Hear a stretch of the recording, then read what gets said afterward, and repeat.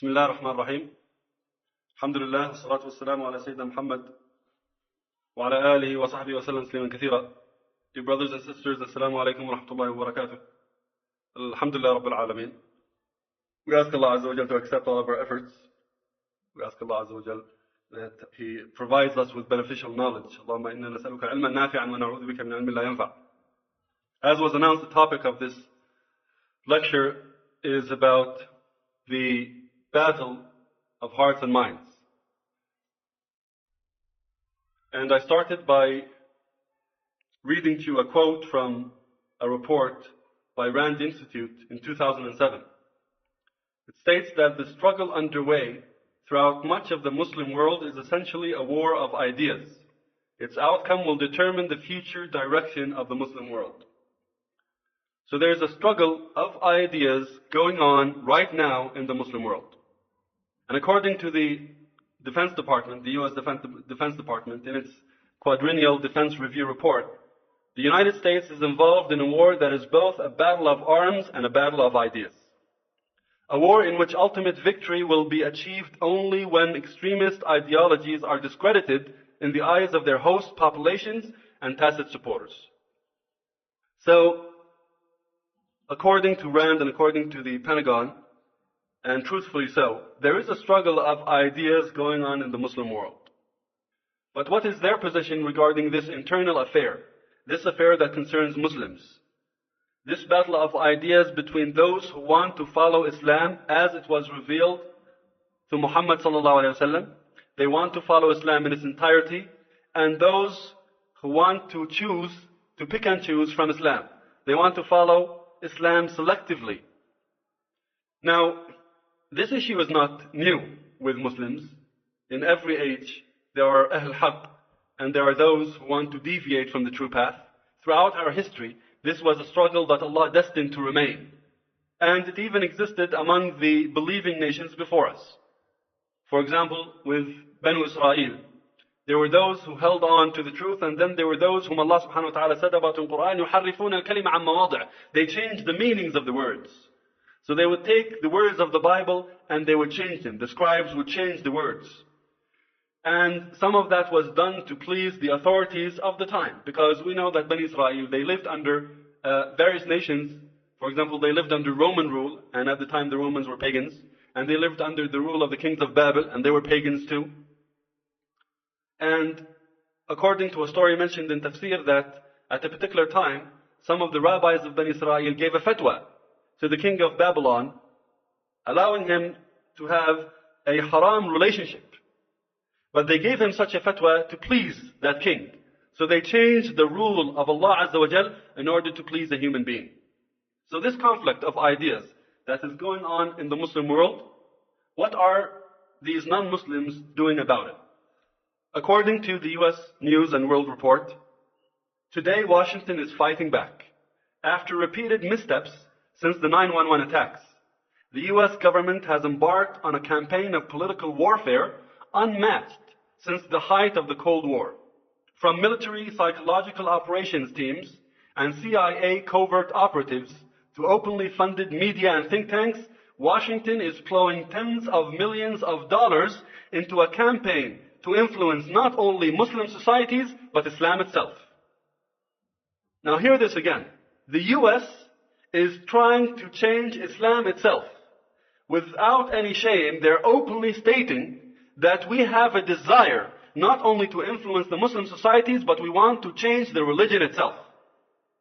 Probably in the time of Bani Israel, those rabbis who were changing the book of Allah never dared to say so openly. These, without even hiding it, are saying that we want to change Islam. Yes, we do.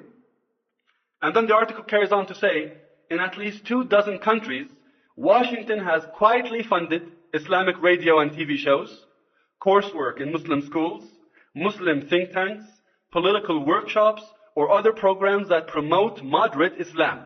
Federal aid is going to restore mosques, save ancient Qur'ans, even build Islamic schools. Well, as we see here, they're trying to promote this modern Islam, modern according to their definition, and they're spending millions of dollars to do so.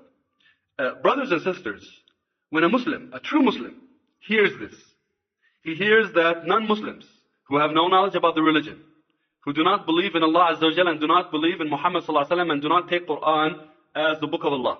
When a Muslim hears that such a people are openly claiming that we want to change your religion, this should make any Muslim who has any love of Allah Subhanahu wa Ta'ala angry. How dare you, and who are you, to tell us what Islam is and isn't? In fact, we even find that President Bush is standing in front of the microphone teaching us about Islam, giving us khutbah about Islam. In an address that he gave in 2002, he asserted that Islam is a faith that brings comfort to 1 billion people around the world and has made brothers and sisters of every race. It's a faith based upon love, not hate. Now, his statement is true. I mean, Islam is a faith that brings comfort to 1 billion people around the world, and it has made brothers and sisters of every race, and it's a religion that is based upon love, not hate. I mean, the statement to some extent is right, but who is Bush to tell us what Islam is and isn't? Who gave him the authority to speak for Islam? And subhanAllah, we even found that some Muslims at the time were happy and proud that Bush had spoke in this way about Islam. But the issue shows the arrogance and the condescending view that these kuffar have. They think that we are in need of somebody to tell us what Islam is and what it isn't. In fact, this condescending view didn't go unnoticed even from some non-Muslim commentators. One of them said sarcastically, that the political leadership collectively appears to have acquired an instant postgraduate degree in Islamic studies, enabling them to lecture the population concerning the true nature of Islam. In another report by Rand, and by the way, Rand is a 1,600 employee non-profit organization that provides analysis to the U.S. Department of Defense. So it's connected to the Pentagon. And somehow Rand Corporation has taken a liking lately to this issue of the battle for the hearts and minds, and they have written more than one publication on this topic. And I will, during this talk, quote from some of their publications. In this report, titled Civil Democratic Islam, and it's by Cheryl Bernard. She's a Jew married to a Murtad. It can't get any worse. Her husband is Zalmay Khalilzad, the Murtad, if he ever was a Muslim, who held some very high posts, as you know, in the U.S. administration. He was ambassador to the UN at one point, ambassador to Afghanistan, ambassador to Iraq. So they're putting him in some pretty sensitive posts. So this Cheryl Bernard is his wife. She published a report for Rand titled Civil Democratic Islam. So from the title you can see what kind of Islam they want, what kind of Islam they want to force upon us. And by the way, they're willing to go to the extent of sending their armies to enforce on us the particular version of Islam that we're supposed to follow. Yani brothers, subhanAllah, Muslims should stand up and unite against such arrogance. Some of her recommendations, she said that, and she's talking about these moderate Muslims, she said, publish and distribute their works at subsidized costs. Before I go any further, who is the moderate Muslim, according to them? Well, they have even provided a list to define who is a moderate Muslim and who is not. You know, they have pretty detailed work. Let's see here who is the moderate Muslim, according to them. Characteristics of moderate Muslims, and this is from a Rand publication. Number one, democracy. So a moderate Muslim is a Muslim who believes in democracy and believes in the democratic system. Now, there are some Muslims who adopt democracy, and they say that Shura, the Islamic system of Shura, is similar to democracy, so we could use the term democracy as Muslims, but in reality we believe in Shura. But they're saying that it's more appealing for the West. It's more appealing to the West when we talk about democracy because they don't understand the Islamic concept of Shura. This is, I'm quoting to you what some Muslims believe in and what some Muslims say. And they believe that they could get the aid and the assistance of the West to change the dictatorship that exists in the Muslim world if they market themselves as people who want to bring in democracy. And there's a serious problem with that, because number one, democracy isn't Islamic. Democracy is a system, and Islam has brought us a completely different system. And if you, in reality, believe in the system of the Islamic State and Shura, then say Shura. Call it what it is, and don't call it democracy. That's number one. Number two, this trick is not going to pass on these people at RAND because they have given a detailed definition of what democracy do they expect from a moderate Muslim. So they say, and I'm quoting here, a commitment to democracy as understood in the liberal Western tradition. So don't tell me democracy as I understand this from Islamic point of view. No, that's not satisfactory. What we want is a commitment to democracy as understood in the liberal Western tradition. And then they went further to say, support for democracy implies opposition to the concepts of the Islamic State. So a moderate Muslim is a Muslim who believes in a democratic system that is opposed to the Islamic State. And then they say, it follows from the above that for a group to declare itself democratic in the sense of favoring elections as the vehicle for establishing government, as in the case of the present Egyptian Muslim Brotherhood, is not enough. The second characteristic of this moderate Muslim is acceptance of non-sectarian sources of law. Meaning, you follow man-made law willingly and openly. And they say here in the report, the dividing line between moderate Muslims and radical Islamists is whether Sharia should apply. So to them, any Muslim who wants Sharia to apply is an extremist. And a moderate Muslim is a Muslim who is willing to accept French law or the British law or international law, or call it whatever, as long as it's man-made. The third characteristic of a moderate Muslim is respect for the rights of women and religious minorities. Now we believe in rights of women and we believe in rights of religious minorities, but not according to their definition. According to their definition, enforcing, if there's an Islamic State that enforces hijab, that is extremism. If it charges the Christians and Jews jizya, they are extremists. And then the fourth characteristic of a moderate Muslim is opposition to terrorism and illegitimate violence. So a Muslim who defends his land, a Muslim who refuses occupation, a Muslim who wants to live according to Islamic rule is an extremist. And the moderate Muslim is a Muslim who invites the US Army to come and invade his land, and who is happy to follow man-made laws, and is a person who has no honor and dignity to defend himself against aggression. This is a moderate Muslim. So, from what you see, a moderate Muslim to them is in reality a non-Muslim. Because according to these four definitions, the definitions that they gave, this is kufr, this is not Islam. So from now on, I'm not going to call it a moderate Muslim, but I think a more appropriate term would be a RAND Muslim. And then they have a list of a questionnaire to hand over to a Muslim for him to answer, and they would then categorize him as being a moderate or being an extremist. And subhanAllah, you would never fail to see the arrogance in all of this, and the condescending view they have of Muslims. Here they're testing our aqidah, they're testing our faith, and they're giving us the scores. The questionnaire is, does the group or individual support or condone violence? If it does not support or condone violence now, has it supported it or condoned it in the past?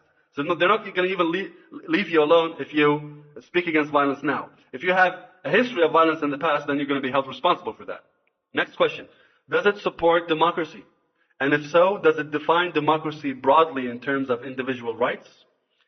Following question. Does it support internationally recognized human rights?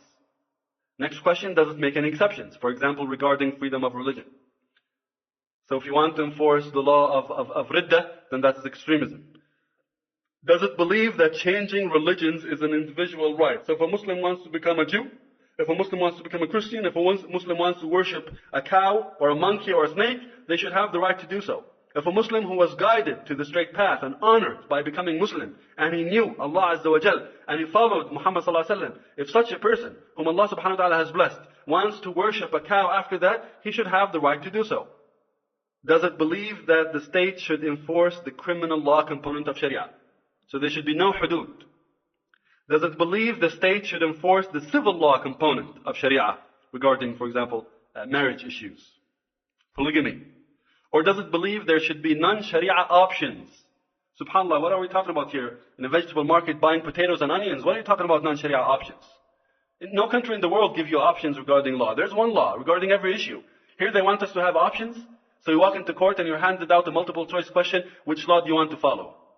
Allah Azza wa Jalla says, فَلَا وَرَبِّكَ لَا يُؤْمِنُونَ حَتَّى يُحَكِّمُوكَ فِي مَا شَجَرَ بَيْنَهُمْ ثُمَّ لَا يَجِدُوا فِي أَنفُسِهِمْ حَرَجًا مِمَّا قَضَيْتَ وَيُسَلِّمُوا تَسْلِيمًا. And Allah subhanahu wa ta'ala says in this ayah, but know, by thy Lord, they can have no real faith until they make you judge in all disputes between them and find in their souls no resistance against your decisions, but accept them with the fullest conviction. No Muslim is a Muslim if he does not accept the law of Allah Azza wa Jal. No Muslim is a Muslim if he refuses to accept the Sunnah of Rasulullah sallallahu alaihi wasallam. And then the questionnaire carries on. Does it believe that members of religious minorities should be entitled to the same rights as Muslims? Does it believe that a member of a religious minority could hold high political office in a Muslim majority country? And we answer no to that question. They cannot hold high office because Allah Azza wa Jalla says, يا أيها الذين آمنوا لا تتخذوا بطانة من دونكم لا يألونكم خبالا ودوا ما عنتم قد بدت البغضاء من أفواههم وما تخفي صدورهم أكبر قد بينا لكم الآيات إن كنتم تعقلون. Allah subhanahu wa ta'ala says, O you who believe, take not into your intimacy those outside your ranks. They will not fail to corrupt you. They only desire your ruin. Rank hatred has already appeared from their mouths, and what their hearts conceal is far worse. We have made plain to you the signs if you have wisdom. So this ayah does not allow us to take al-Yahud and al-Nasara as bitana, advisors, or to put them in high office. The questionnaire carries on to state, does it believe that members of religious minorities are entitled to build and run institutions of their faith in Muslim majority countries? Now the Islamic law regarding that is that they are allowed to have their original synagogues and churches, but they're not allowed to build any new ones. That's according to the codes regarding Ahl al-Dhimma. And then does it accept a legal system based on non-sectarian legal principles? So the whole thing is kufr. That is what makes for them a moderate Muslim. We'll go back to the recommendations of this Cheryl Bernard. Her first recommendation is that we should publish and distribute the works of Rand Muslims at subsidized cost. This is to promote the falsehood. Her next recommendation, encourage them to write for mass audiences and for the youth. Because they recognize that the masses in the Muslim world can discern the truth, and they know who speaks for them and who doesn't. And they understand that the danger comes from the youth, because the youth are the ones who stand for al-haq. Ibrahim alayhi salam was a youth when he destroyed the idols. And we know from the story of the cave in Surah Al-Kahf that those men who went into the cave were youth. And we know from the seerah that the early followers of Rasulullah sallallahu alaihi wasallam were youth. So now she's encouraging the deviance of the youth. Her next recommendation, introduce their views into the curriculum of Islamic education. And they have already taken some concrete steps in that direction. They have ruined the curriculum in many Muslim countries. Entire sections were wiped out and changed. Anything that talks about jihad, talks about hudud, talks about the rule of Allah has been taken out from the curriculum. Next recommendation, facilitate and encourage an awareness of their pre- and non-Islamic history and culture in the media and the curricula of relevant countries. So for example, let's revive the Fir'aunic civilization. Let's talk about the Fara'ana and let's present them in a positive light. And let's talk about their civilization and their achievements and the development that they achieved in those early days. Let that take place instead of talking about the Islamic civilization. And let's revive the local culture of the societies before Islam. So let's talk about pre-Islamic Arabia and Arabic nationalism. And let's talk about the history of the Berber people in North Africa. And let's talk about the Roman and Greek history of Asham. And that's why we see there's a great attention given by archaeologists to the pre-Islamic history of the Middle East.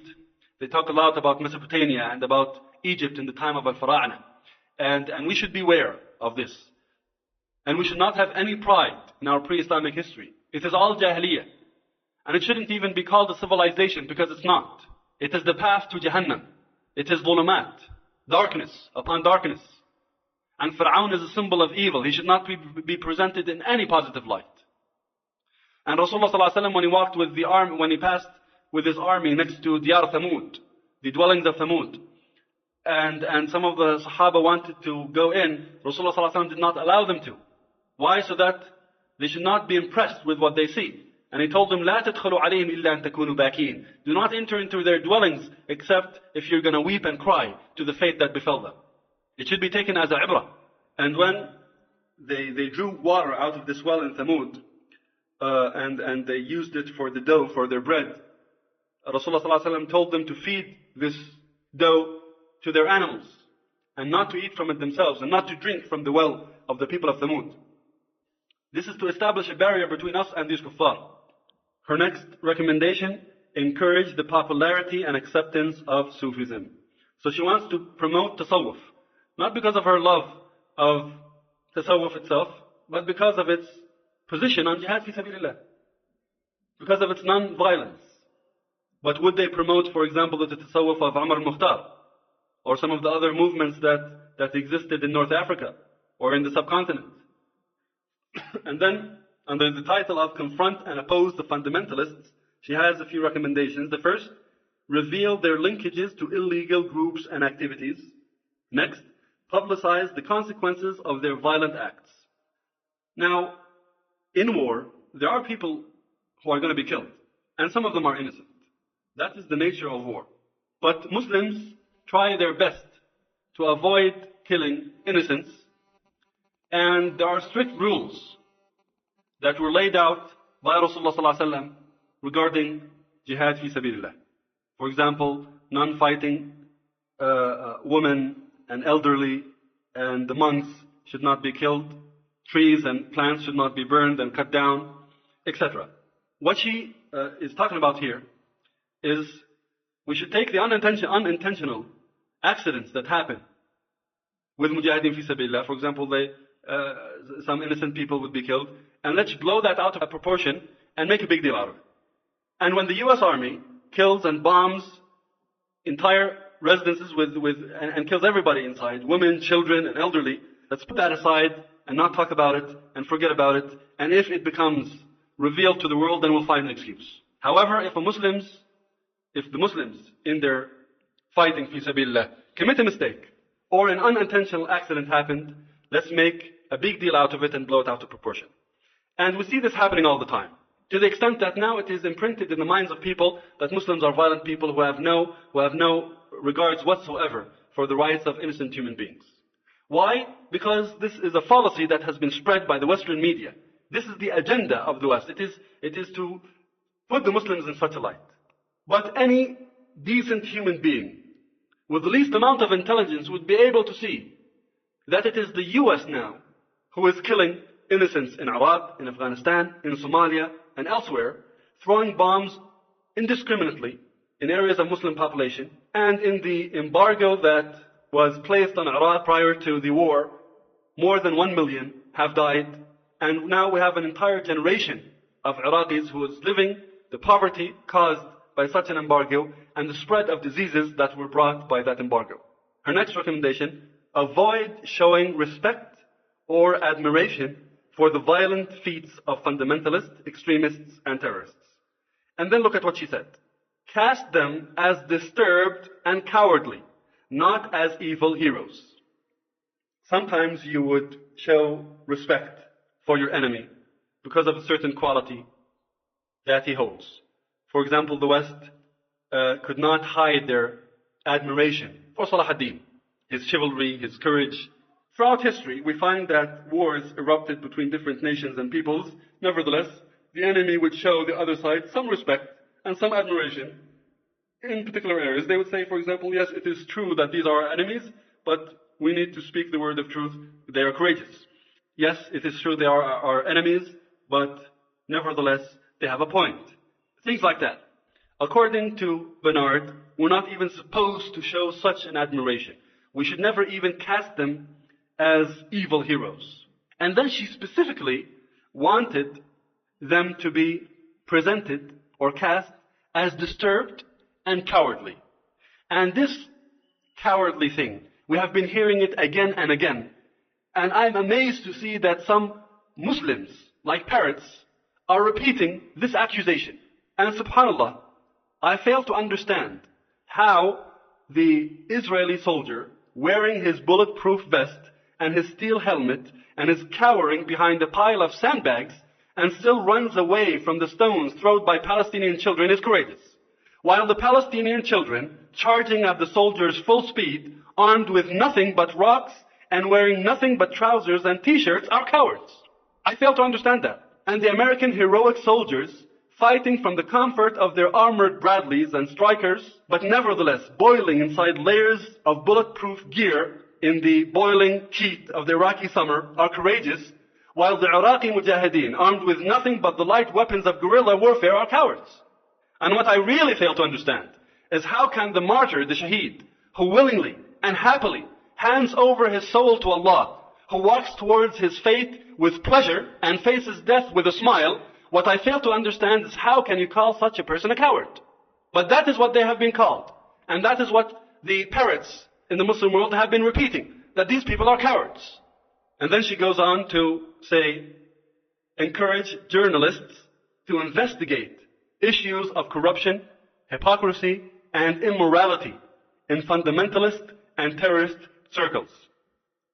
Which she could have also said, let's fake up such things against them and take them to court and sentence them to ridiculous sentences in jail for such fake accusations. Imam Jamil Amin in America was sentenced to life because he was accused of killing a police officer. Hameidan al-Turki, the head of Al-Bashir Publications in Denver, Colorado, was sentenced to life because he was accused of raping his servant. And we could go on and on with a list of people whom the US government has faked against them false accusations just to liquidate them and to get them out of the scene. Take, for example, the story of Captain Yi, the Imam at Guantanamo. Allah knows what the reason was, even though he was a Marine soldier and is an employee and is with the US government. Somehow they didn't take a liking to him for one reason or another. So they accused him in the beginning of espionage, of passing over classified information to Syria. When that didn't hold up, subhanAllah, what did they accuse him with? Of pornographic material on his laptop. And the crime is that this laptop is government-owned property, so how could he have pornography on it? And they accused him of adultery, and they tried to ruin his family, and then in the end nothing held up, so all of the charges against him were dropped. In this article by US News and World Report, it says, but individual CIA stations overseas are making some gusty and innovative moves. Among them, pouring money into neutralizing militant anti-US preachers and recruiters. And then they say, if you found out that Mullah Umar is on one street corner doing this, you set up Mullah Bradley on the other street corner to counter it. Well, I wonder how many Mullah Bradleys we already have in the Muslim world now. And then she says, encourage divisions among fundamentalists. Dear brothers and sisters, we're not only victims of US political and military aggression, but we're also victims of US lies. They have been lying about our brothers, charging them with false accusations until they put hatred of them in our hearts, and they have planted the seeds of disunity among us. And now she's stating openly that we want to encourage divisions among fundamentalists. Take, for example, whenever an Islamic group tries to enforce the law of Allah Azza wa Jal, how they try to ruin their reputation.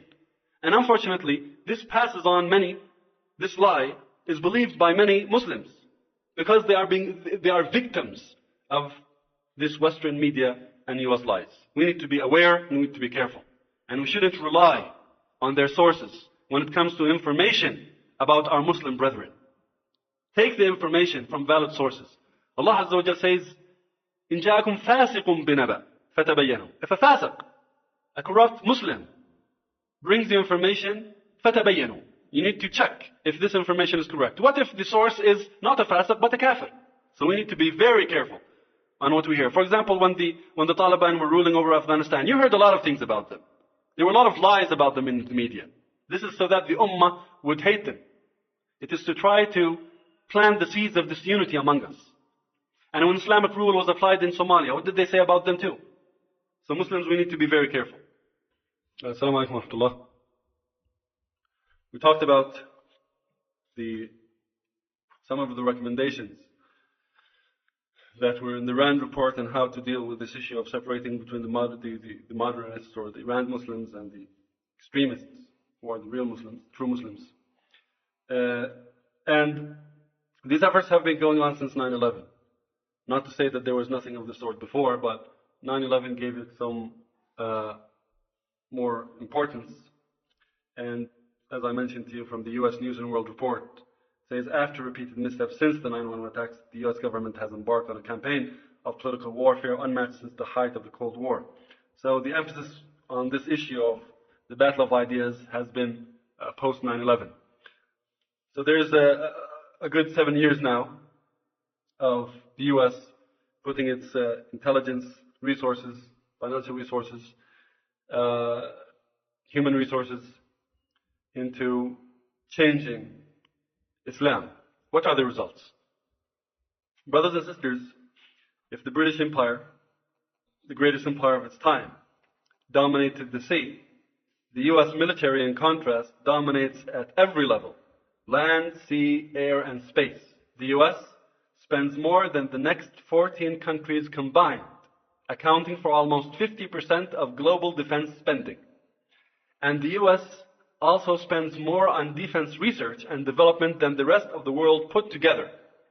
So the US, the strongest force of our time, which is spending millions into this effort, whose army is spanning the globe, nevertheless, it still cannot defeat the true Muslims, and it still cannot win in this war of ideas. In an article in the Washington Post, Shibli Telhami, a member of a White House appointed advisory group on public diplomacy and Brookings Institute scholar, said, "It's worse than failing. Failing means you tried and didn't get better.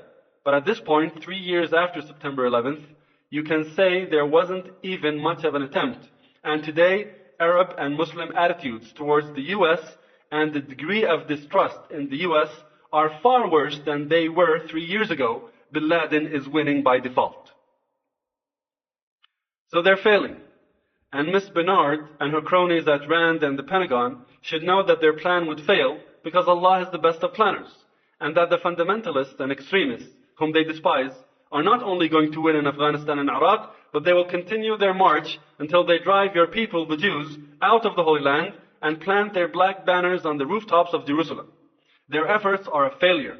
And Allah Azza wa Jalla says, إِنَّ الَّذِينَ كَفَرُوا ينفقون أموالهم ليصدوا عن سبيل الله فسينفقونها ثم تكون عليهم حسرة ثم يغلبون والذين كفروا إلى جهنم يحشرون. Surely those who disbelieve spend their wealth to hinder people away from the path of Allah. So they shall spend it. Then it shall be to them an intense regret. Then they shall be overcome. And those who disbelieve shall be driven together to hell. They will spend their millions of dollars, and it will be fruitless. And then in the end they will lose, and then after that they will be in hellfire. The results in the realm of ideas, it is more important, brothers and sisters, it is more important than the victories of the mujahideen in the battlefields. It is more important to talk about the methodology that they carry.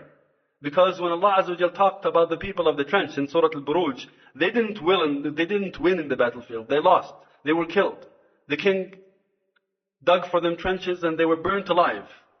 But because they held on fast to the truth, because they were steadfast, Allah Azza wa Jal said, ذَلِكَ الْفَوْزُ الْكَبِيرُ. That is the great victory. So we should be more concerned about what is in the hearts and minds of Muslims rather than what happens on the battlefield. In this area, brothers and sisters, subhanAllah, even though it is true that many Muslims might be deceived by this plan of the US, there were many Muslims who were asleep before, and probably by now they could be declared brain dead. But on the other hand, it is amazing to see the revival, especially among the youth. The clarity of thought and the maturity of understanding that we find with some youth today is amazing. Especially when you're talking about, for example, some youth in the West who are second or third generation Muslims. And they're carrying on to clear understanding of Islam. It's amazing to see that. It is life coming out from the dead. يخرج الحي من الميت. Allah Azza wa Jal brings life out of death. These are living in the den of the lion. They're subjected.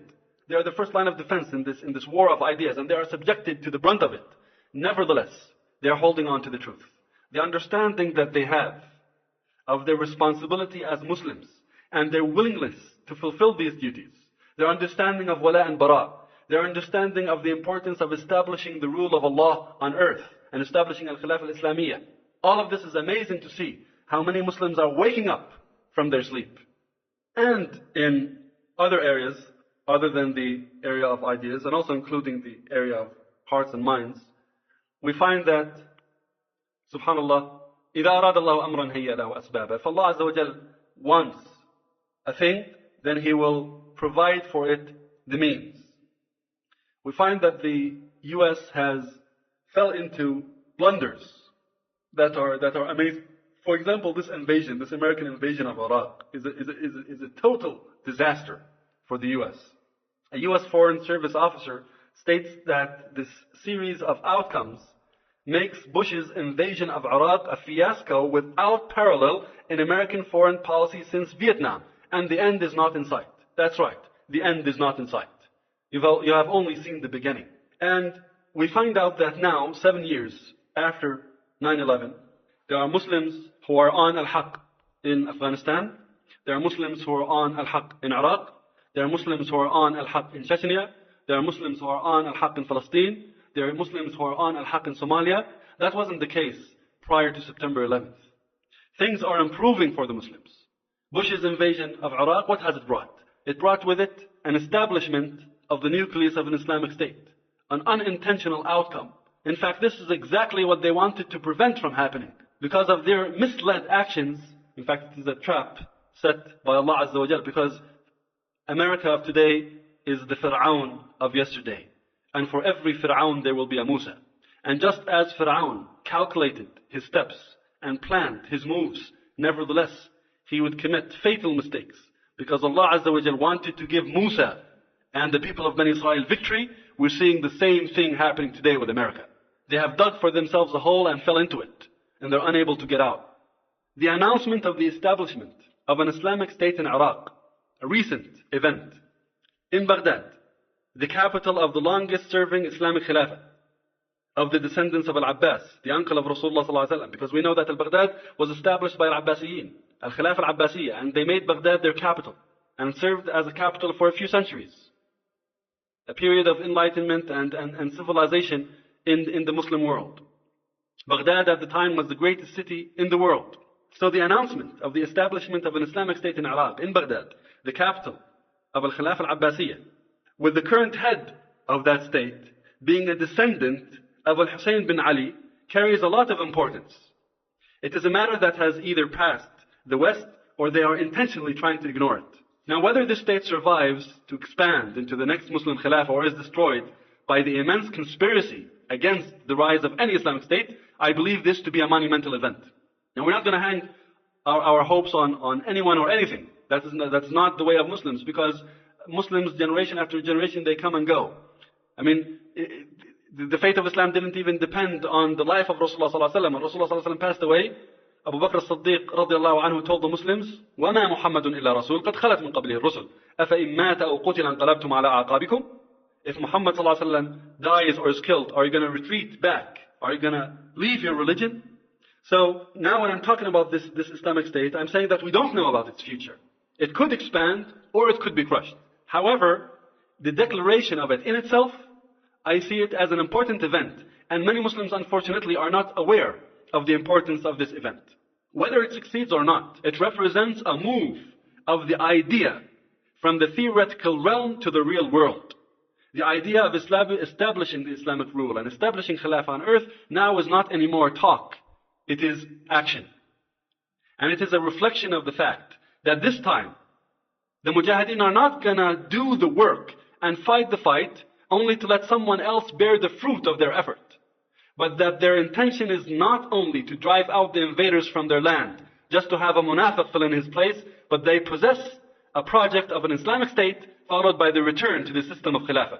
Brothers and sisters, we are inching forward to the final stage of the hadith of Rasulullah sallallahu alaihi wasallam. سَتَكُونُ خِلَافَةً عَلَى مِنْهَاجِ النُّبُوَّةِ. Finally, it will be khilafah on the path of prophethood.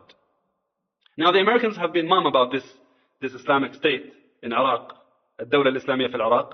They have studied the concept of khilafah and they realize the vitality of it. And they realize the danger it possesses to them and to their imperial agenda. So if the majority of the Muslims today are deep asleep, with their eyes shut and their ears stuffed, why turn their attention to it? Thus they are trying their best to keep the news of it shut, even though they are the ones with first-hand knowledge of it, due to the US military being in direct contact with the forces of the state. In fact, they are going as far as claiming as the head of the state is a fictitious figure. Now, the Islamic State in Iraq is stating that they are fighting a combined force of 1 million strong. Nevertheless, they are still holding firm. This idea of Khilafah is picking up steam in the West, because now they see the danger of it. They see that the Muslims are going towards that goal of establishing the Islamic State again. So we find out that there's newfound interest in it. For some time they have forgot about the idea, or they kept it on the back burner, but now suddenly they're all talking about it. For example, Bush, he said in October 2005, the militants believe that controlling one country will rally the Muslim masses, enabling them to overthrow all moderate governments in the region and establish a radical Islamic empire that spans from Spain to Indonesia. He even mentioned Spain because he knows about Al-Andalus. And on September 5th, 2006, he said, this caliphate would be a totalitarian Islamic empire encompassing all current and former Muslim lands, stretching from Europe to North Africa, the Middle East and Southeast Asia. And then he said, we know this because Al-Qaeda has told us. These are the words of Bush. Donald Rumsfeld, he said, Iraq would serve as the base of a new Islamic caliphate to extend throughout the Middle East, and which would threaten the legitimate governments in Europe, Africa, and Asia. This is their plan. They have said so. We make a terrible mistake if we fail to listen and learn. Tony Blair, he referred to the need to confront an evil ideology that included, quote, the establishment of effectively Taliban states and Sharia law in the Arab world en route to the one caliphate of all Muslim nations, end quote. And then finally we have statements from General David Petraeus after this recent surge in US troops in Iraq. He's trying to justify why we have demanded more troops. He said, it is to disrupt Al-Qaeda and its ability to conduct sensational attacks and to try to continue the cycle of violence which they have been trying to do all along. In addition, they are attempting to try to establish a real Al-Qaeda sanctuary in Iraq, a caliphate. So now all of these people are talking about Al-Khilafah because they see it as a real threat, something that is turning in from an idea to a reality. So brothers and sisters, yes, we should stand up and defend our religion against this arrogant interference. Yes, we should stand up and declare the truth and fight for the truth. But we should also be confident that no matter what the enemies of Allah do, victory is on the side of the Muslims. Because in the Hadith al-Qudusi, Allah subhanahu wa ta'ala says, مَنْ عَادَ لِي وَلِيًّا فَقَدْ آذَنْتُهُ بِالْحَرْبِ. Whoever takes my awliya, my friends, as enemies, then I will wage war against them. America has taken the awliya of Allah as enemies, therefore they will be fighting Allah Azza wa Jal. And the result and outcome is known. But how are we to counter that? Yes, the religion of Allah will be victorious, but we want to have a part in that. We want to share in the ajr. We don't want to be sitting on the sidelines and watching as spectators. If the US is openly stating, unashamed, that it is bent on distorting Islam, then it is our duty to step up our efforts in defending our religion from this distortion. We should, brothers and sisters, present the Islamic point of view on the contested issues. We should speak clearly and loudly about our view concerning the Islamic State, our view concerning the dominance and the rule of Allah Azza wa Jal over land, our view concerning Khilafah. We should speak out our view concerning democracy and how it is classified in Islam as an un-Islamic system. We should speak about the Islamic alternative of Shura and what it represents. We should talk about our view concerning hudud, the criminal law in Islam. We should speak about issues such as polygamy, such as women's rights, such as human rights. Where do we stand regarding these issues? What is our position? And we should speak unapologetically, and we should speak honestly about these issues, and we should make it clear for the Muslim masses lest they are deceived by this agenda of the West. Number two, we should beware of anything American. They are willing to use everything in their arsenal for their ulterior motives. In this article, US News and World Report, it states that among the ideas, using music, comics, poetry, and the internet to get across America's view to the Arab world. They're going to use everything. So we need to be very careful.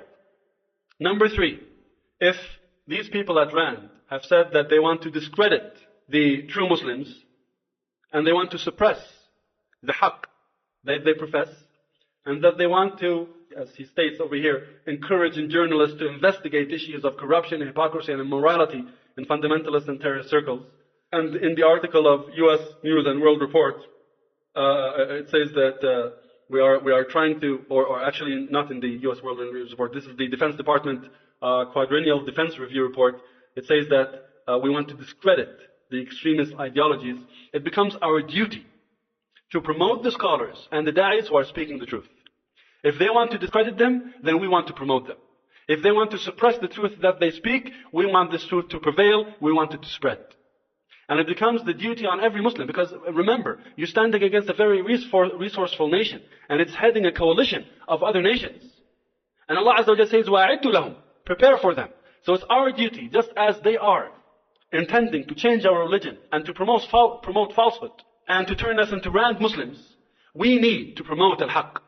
Number four, we need to spread out the material of al-haqq. Anything that promotes the truth, we should promote it. We should spread it out. We should spend from our wealth in this effort. Number five, we should practice the jihad of the word and jihad of wealth. Rasulullah ﷺ says, جَاهِدُوا الْمُشْرِكِينَ بِأَنفُسِكُمْ وَأَمْوَالِكُمْ وَأَلْسِنَتِكُمْ. Wage jihad against the disbelievers with yourself and with your wealth and with your word. And spreading al-haqq is a form of this jihad fi sabilillah. And finally, brothers and sisters, we should develop the awareness of the Muslims of their true identity. If they are trying to attach us to our pre-Islamic past, we should spread out information about our history, about who we are, and we should also establish the concept of ummah, that we are part of an ummah. And this needs to go beyond the nation state and the nationalism that exists in the world today, or the tribalism that existed in the world yesterday. We should look at ourselves as one nation, different colors, different races, different languages, but we are one ummah. And this should take precedence to any other association that we have. So brothers and sisters, we should not take it for granted that since Allah Azza wa Jalla is going to give victory to this ummah, that we don't have to do our part. No, we should stand up and do our part if we want to be part of al-Ta'if al-Mansura, the saved sect, al-Firqa al-Najiyah. Because now the bid'ah are not going to be spread by limited resource groups, but are going to be funded by the US government and their allies. So now, in this battle of ideas, it is responsibility of the people of haqq, no matter how few they are, to present the truth to the world and to invite them to it. قولوا قولي هذا وأصلي وأسلم على سيد الأولين والآخرين محمد بن عبد الله وعلى آله وصحبه وسلم تسليما كثيرا والسلام عليكم ورحمة الله وبركاته.